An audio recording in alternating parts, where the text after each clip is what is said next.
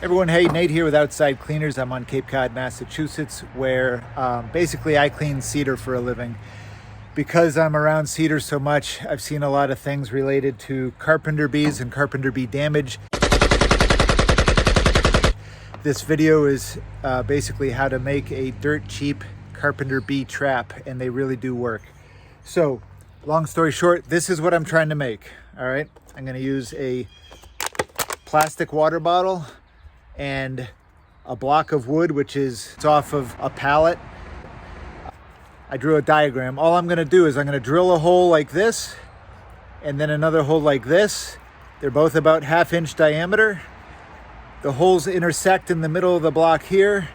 The block is hung on the wall so that basically when the carpenter bees come poking around looking for trouble, they find a hole, they go in, they go down, and then they can't get out. Start with a block. Just to help myself, I'm going to draw where I want the holes to be. And I'm going to start with a small drill just for a pilot hole.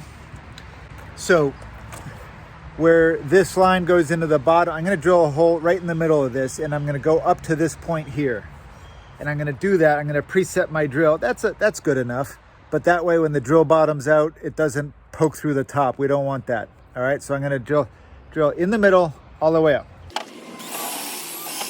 All right, now I've got that one drilled. Now I'm going to drill this one in the middle here. There is a nail hole here, but not to be confused. I'm going to drill about here at an angle to intersect that first one. I'm going to throw in the big boy. It's 1/2 inch.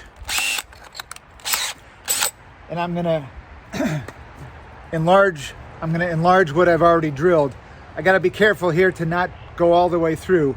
So what I'm going to do is I'm going to put a little mark on the drill so I know to stop there. Okay, there's that one. Again, that's just to here. I'm sure this would be easier with a fancy jig or better tools, but this is what I've got. So I'm pretty sure they've intersected. Yep. So now, throwing a little hole saw. And at the bottom, at this point here, in the middle, that's the straight hole, I'm just gonna put in this groove. That's all that is. It's just a groove around maybe 1/4 inch deep. And what that's gonna let me do is I can actually just thread this in. 1/2 turn, that's all it takes. So what I'm gonna do now is I'm gonna put a little picture hanger on it so I can hang it on a wall on a nail.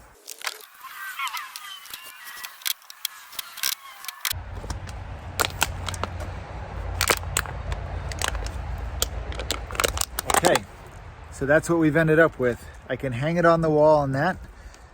The bees are poking around. They go in here. They go down into the bottle. They get trapped. They can't get out. They pile up.